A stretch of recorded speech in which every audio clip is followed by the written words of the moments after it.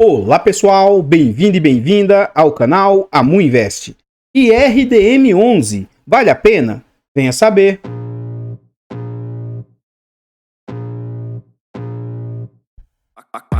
Então pessoal, este é um fundo imobiliário de papel, ele é um fundo imobiliário de recebíveis.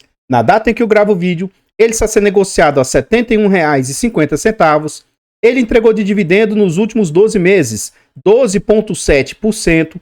Ele está sendo negociado a um PVP de 0,84. Isso significa que ele está com 16% de desconto. O desconto, na minha opinião, é ainda maior. Por quê, Amu? Este é um fundo de base R$100 e daqui a pouco a gente vai ver que atualmente o valor patrimonial desse fundo está menor. Por que isso? Em razão da marcação a mercado. Como ele tem FIIs e CRIs no seu portfólio, esses ativos são marcados menos do que eles valem atualmente. E aí, o VP atual do fundo está menor. Enfim, esse fundo atualmente é negociado com a média liquidez na faixa de 654 mil. Caiu muito a liquidez do fundo.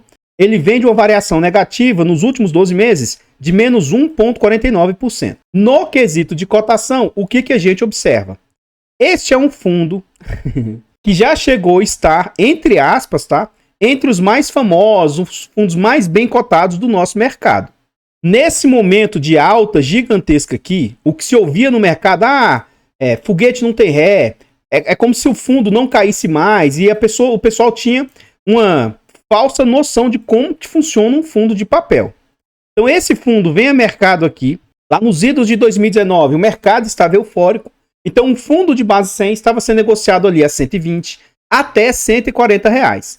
Veio a situação pandêmica, jogou as cotas para o seu valor patrimonial, mas passada a situação pandêmica, as cotas voltam a disparar novamente, batendo inclusive 140, quase chegando a R$160.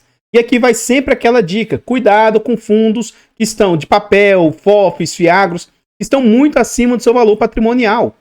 Isso aqui teoricamente não é um momento de você se posicionar no fundo.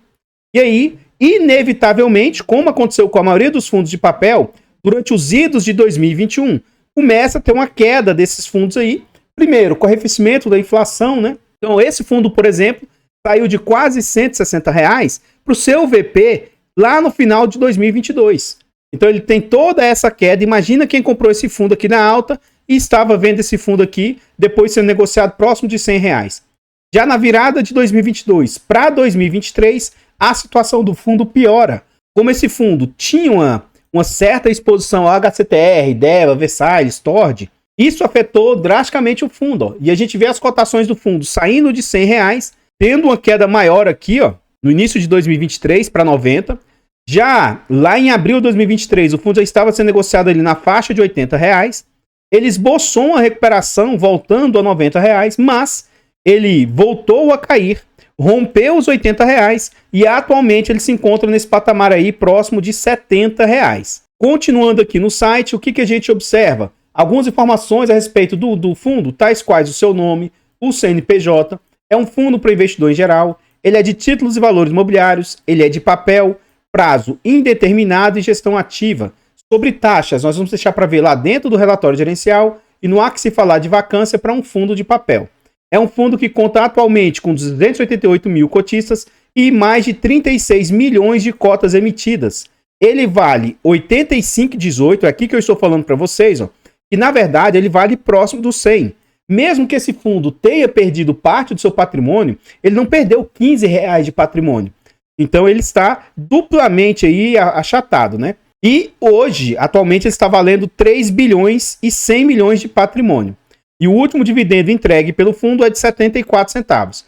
Na minha opinião, atualmente, um dos fatores que vem fazendo com que esse fundo diminua as suas cotações é esse baixo dividendo entregue. Então o mercado tem uma exigência, a gente vai ver isso aqui daqui a pouco, e para que fique atrativo, ele vai derrubando as cotações para que o dividendo entregue fique num patamar aceitável. Mais abaixo aqui, a gente vai ver sobre o dividend yield médio do fundo. Então, naqueles momentos que ocorria euforia com o fundo, ele estava pagando um bom dividendo, mas como o fundo estava muito ágil, muito acima do que ele valia, o dividend yield não era tão alto. Era na casa de 0,9, beirando 1,20. Depois, ocorreu um aumento do dividend yield E isso aqui se deu principalmente em razão da despencada da cotação que ocorreu. E atualmente, ó, o mercado tem exigido para esse fundo um dividendo de no mínimo 1%. Então, à medida que ocorre uma queda nos dividendos entregues, né, também ocorre a queda da cotação. Então, nominalmente dizendo, a gente vê que os dividendos entregues pelo fundo, ó, 86 centavos, 1,15, 1,28, e aí ocorre um aumento na distribuição dos dividendos no momento que houve a disparada da inflação, né? Então, nesse momento aqui, nominalmente, os dividendos começaram a subir, para 1,20, 1,38, 1,59, manteve-se nesse patamar de mais ou menos 1,20 durante um período aí, e agora, atualmente, os dividendos do fundo tiveram uma queda bem expressiva. Então, como as últimas entregas aqui, ó, saíram de patamar de 90, 80 e pouco, e agora, ó, 80, 81 e 74, as três últimas entregas, né? Então, como teve essas quedas recentes aqui, ó, a cotação do fundo atual está nesse patamar para que o fundo gere no mínimo 1%. Então, no dia 9 de agosto, o fundo pagou no dia 16 de agosto essa quantia de 74 centavos. Como o vídeo é gravado com antecedência, provavelmente quando esse vídeo for ao ar, já vai ter sido anunciado ou vai estar próximo de ter sido anunciado em setembro o dividendo para ser pago lá em setembro. Acredito eu, pelo que eu olhei do relatório gerencial, que o fundo consiga manter esse patamar de 74 centavos que ele assentou-se, tá? Agora, nada impede que haja queda ou alta na distribuição dos rendimentos. Aguardemos os próximos relatórios aí. No quesito de rentabilidade, principalmente para o fundo está muito abaixo do seu valor patrimonial, ele vem com a rentabilidade ruim. Apesar dela já ter vindo para o campo positivo, né, ela está praticamente nula. Ou seja, tudo que o fundo entregou de dividendos até aqui serviu apenas para meio que liquidar, né, para a pessoa ficar no 0 a 0 pelos investimentos que a pessoa fez. Então, nos últimos 5 anos, a rentabilidade desse fundo está em 2%, o CDI do período 47%, a inflação do período 33%, o IFIX 28% e o IDIV, que é o índice de dividendos das ações, vem em 66%. Então, pessoal, antes a gente continuar vendo mais a respeito desse fundo imobiliário, eu trago para vocês formas de apoio financeiro ao canal. Se você gosta do nosso trabalho e quiser nos apoiar, considere fazer uma doação para o Pix, muinveste@gmail.com. Qualquer doação é muito bem-vinda. Outra forma de apoio financeiro, considere se tornar membro do nosso canal. É a partir de 10 centavos por dia, R$ 2,99 por mês. Um valor barato, irrisório, acessível, mas que pra gente faz muita diferença. Tornando-se membro, além de todo o apoio, você ainda vai ter acesso antecipado a vídeos, lembrando que esse vídeo está sendo gravado com 2 semanas de antecedência. Você tem preferência quando pede um vídeo, participa do grupo do Telegram e tem desconto na nossa planilha de controle financeiro. Essa nossa planilha é um ótimo produto, com muitas funcionalidades, muito versátil. Além do mais, adquirindo a planilha, ela vai te ajudar a organizar os seus ativos, vai te ajudar na sua declaração do imposto de renda e, inclusive, no seu poder decisório de qual ativo comprar. Adquira a planilha, porque além de ser um ótimo produto, é uma forma de nos apoiar financeiramente. Por fim, nós contamos ainda com e-books de introdução aos fundos imobiliários e introdução aos fiagros. São e-books de muita qualidade, baratos, acessíveis, um conteúdo muito agregador. Adquira os nossos e-books, porque além de tudo, também é uma forma de nos apoiar financeiramente. Aqui nós já estamos dentro do relatório gerencial, o relatório mais recente entregue pelo fundo. Ele tem, entre aspas, apenas 10 páginas, mas uma das partes que ocupa muito do relatório gerencial, nesse caso deles aqui, eles deixam fora do relatório gerencial. Então aqui a gente vai começar vendo as taxas que a gestão cobra. Então o fundo cobra de taxas aí 0,17 de administração e 0,83 de gestão. Mais à frente no relatório, nós vamos ver na prática o que é que isso aqui representa frente ao que o fundo receitou. Aqui, ele traz um pouco da sua situação, né? Então vamos ler aqui, ó. O rendimento distribuído referente a julho foi de 74 centavos. A equipe de gestão seguiu com a distribuição integral do resultado gerado, fazendo com que a reserva de resultados se mantivesse em 0,23. Sobre a política de retenção de resultados, cumpre informar que a decisão adotada de não ter retenção referente aos resultados de julho foi extraordinária e que a política deverá ser continuada. Ou seja, o fundo, se ele mantivesse continuando juntando dinheiro, o dividendo continuaria caindo até mais. Então, nesse mês, ele manteve, né, os últimos dividendos entregues e nesse mês ele não conseguiu fazer reserva. Sendo que há algum tempo ele já começou a fazer algumas reservinhas, né? Já está em 23 centavos, o que é uma reserva bem interessante, né, na minha opinião. Ele fala, quanto ao rendimento, o fundo foi impactado negativamente pelo resultado dos juros recebidos dos CRIs investidos.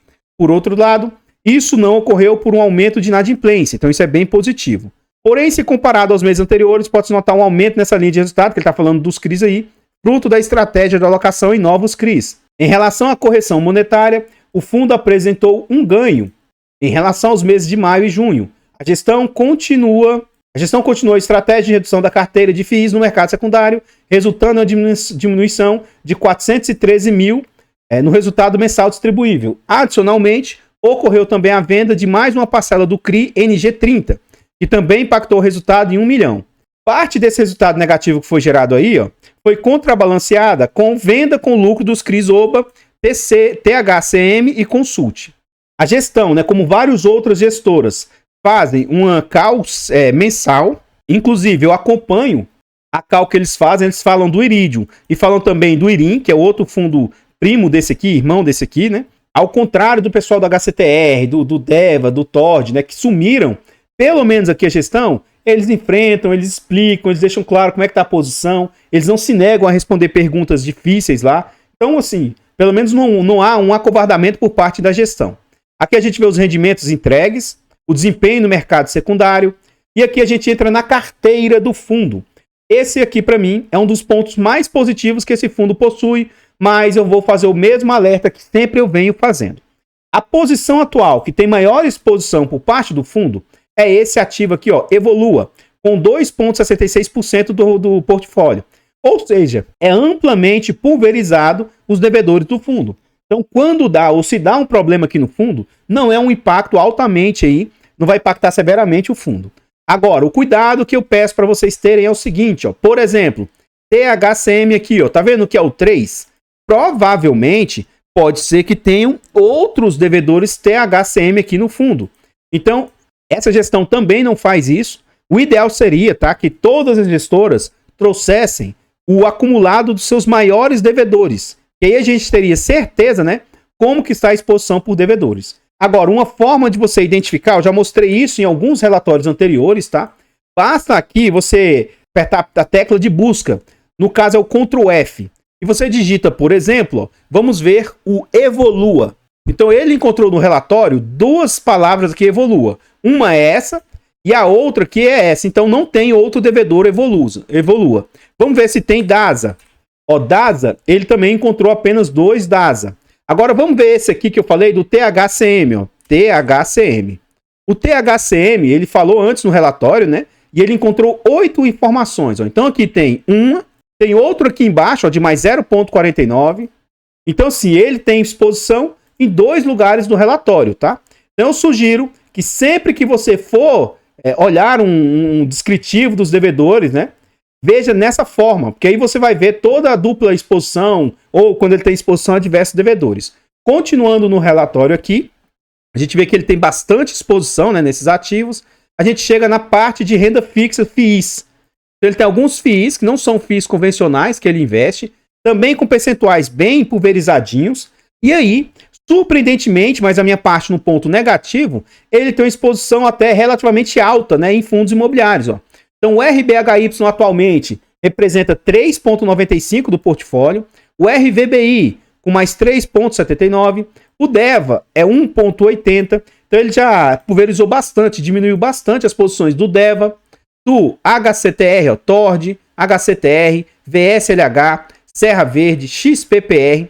Então, a gestão, na minha opinião, conseguiram errar muito quando dessa exposição em fundos imobiliários. Eles compraram bastantes ativos aí relativamente ruins, e isso, de uma certa forma, impactou aí o fundo também bem complicadamente. Além do mais, eles também têm exposição naqueles ativos que deram problema lá no HCTR, DEVA, TORD, tá? Enfim, a parte de detalhes dos devedores, tá nessa parte de sumário, fica fora do relatório gerencial, e eu vou deixar para falar nesse ponto aqui no final do relatório. Mais abaixo aqui a gente vê hoje como que está o portfólio do fundo. O fundo tem ali 78% do seu portfólio em CRIs, 17% em FIIs, o FIIs renda fixa, que são aqueles FIIs menos convencionais, 2,74%, caixa 1,43% e esse 0,17% em LCI que não deixa de ser caixa também. Agora, quais são os indexadores do fundo? IPCA 68%, NA, que são os fundos imobiliários, CDI, 8,14%. Ele vai ter ali em pré um percentual pequeno, CDI, que é o dinheiro parado em caixa, 1,6%, IGPM e INPC. Então, isso aqui são os percentuais que ele possui. É um fundo que tem diversificação dos devedores, né? Então, os FIIs hoje é 17%, mas eles têm também devedores do setor de energia, loteamento, incorporação, logística, diversos segmentos aí dos devedores. E aqui a gente vê com exatidão aquilo, né? 68% do portfólio IPCA é IPCA mais 8 em média. 8% do portfólio a CDI, uma média de CDI mais 4. Então ele tem pré, CDI e tal. Então aqui são as outras posições que o fundo possui. Então, pessoal, antes a gente continuar vendo mais a respeito desse fundo imobiliário, eu trago aqui para vocês formas de apoio gratuito ao canal. Se você não quer ou não pode nos apoiar de forma financeira, nos apoie de forma gratuita. Simplesmente aqui nesse vídeo você vai deixar um like, comentar, compartilhar, se inscrever no nosso canal e ativar o sino. Tudo isso é de graça, mas pra gente faz muita diferença. Nós estamos tentando chegar a 20 mil inscritos. Se inscreva aqui no nosso canal e nos ajude a chegar a essa meta. Comenta pra nós. E aí? Esse fundo imobiliário, tá? Já foi considerado um dos melhores do mercado. Ele era uma situação assim que... depois das problemáticas que envolveram o fundo, ele hoje também é tido como se fosse a pior coisa do mundo. Na minha humilde opinião, ele está longe de ser uma situação igual Deva, Tord, HCTR, Versailles, está totalmente diferente. Eu acho que ele é um bom fundo, que a gestão fez sim, no geral, um bom trabalho. Agora, essas situações que o fundo começou a sofrer impactaram o resultado que o fundo poderia estar resolvendo, né? Eu acredito que para o longo prazo esse fundo vai dar a volta por cima, porque eu acho, né, que as situações que deu problema no fundo não são situações assim, gravíssimas. E uma boa parte das problemáticas que o fundo está enfrentando aí são situações que, na minha opinião, tendem a ser resolvidas. Eu não tenho esse fundo no meu portfólio, eu não pretendo ter. Quando deu problema no HCTR, Deva, Versailles, né, eu tenho o HCTR e o Versailles. Quando deu problema nesses ativos na minha carteira, eu optei por não ter mais e resolvi colocar o primo do Iridium, que é o IRIM. Tá? Eu optei por ter esse ativo no meu portfólio. Então, eu, por exemplo, comprei um ativo, entre aspas, problemático, em troca de outros problemáticos. Por quê? Olhando longo prazo, e assim, longo prazo é mais de 4 anos, 5 anos, eu acho que o fundo vai dar uma volta por cima e tende a trazer um ótimo resultado aí para minha carteira. Então, eu acho que o mesmo vai acontecer com esse fundo aqui também. Agora, o fato de eu estar falando sobre isso, tá? Não é que o fundo é bom ou ruim, e nem que você deva ter ou não. Eu estou mostrando vários pontos de atenção, a gente ainda vai ver algumas problemáticas que o fundo está enfrentando, mas eu acho que o fundo tem potencial para dar a volta por cima. Nós temos aí um canal secundário, o canal Amu Notícias, e o nosso objetivo é chegar a 1000 inscritos para monetizar o canal. Atualmente nós contamos com 73, estamos em busca de chegar aos 100. Vá ao canal e se inscreva, desde já, muito obrigado.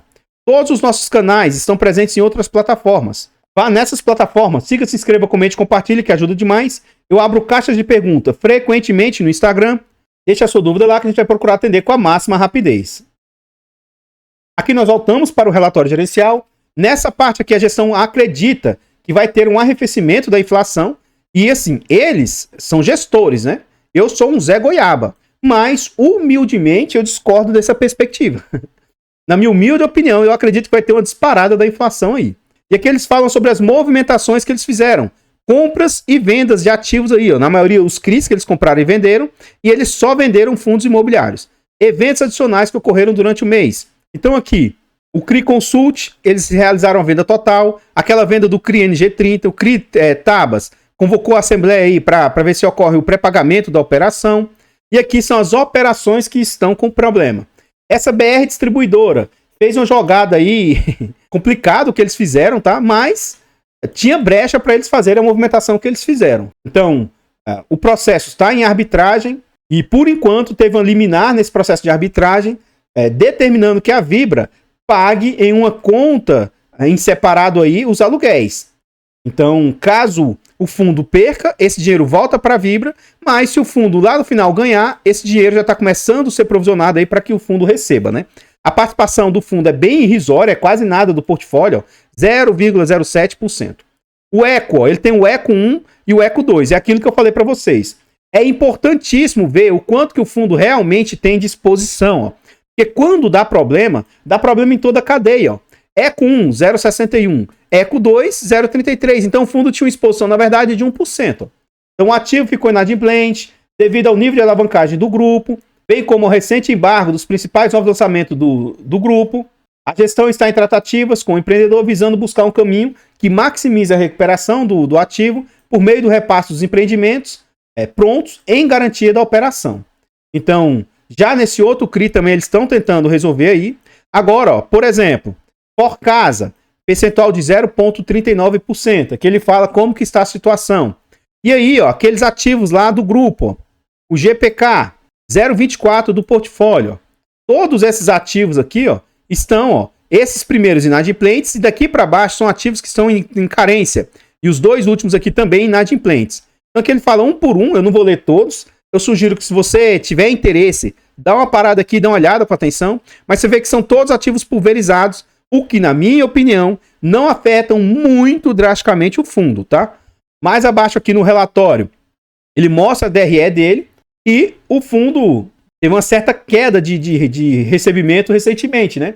Ele estava receitando na média de 32 milhões, 33, quase 34, e de maio para cá teve uma queda, né? Para 29, quase 29,5, 29,4, 29,5. E o que é que mudou nesses períodos aí?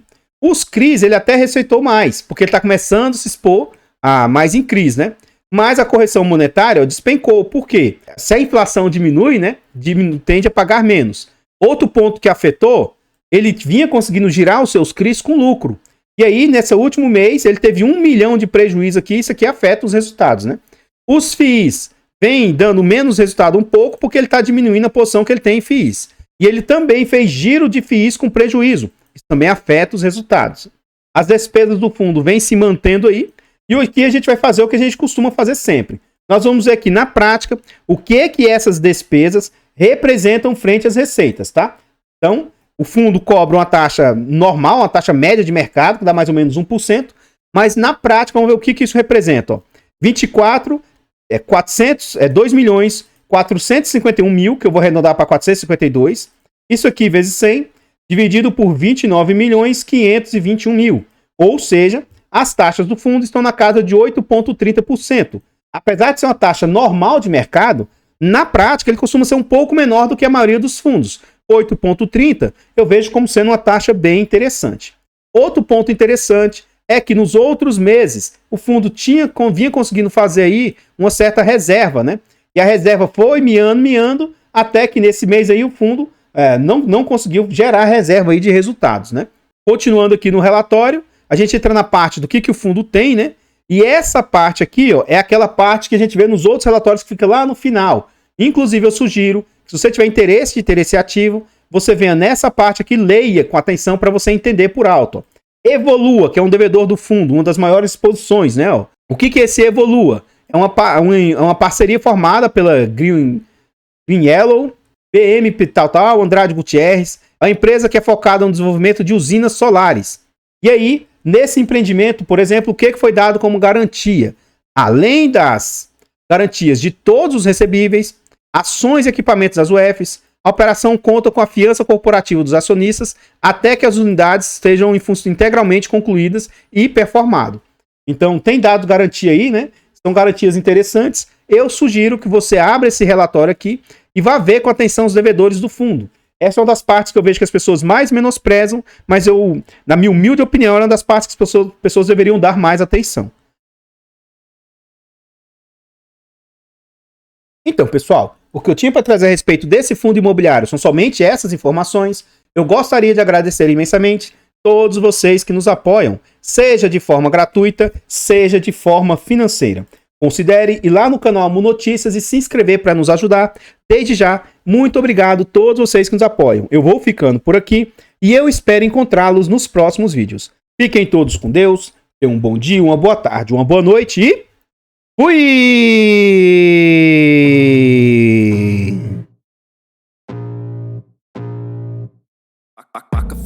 blood creeping up from the heathens. Got will, got fight, got pride, got reason. If they wanna go eat, then you know I'm gon' feed them. If you're coming for me, hope you're ready for a demon. I got eyes in the back of my head, I'm seeing. Take me for granted and you know I'm leaving. I'ma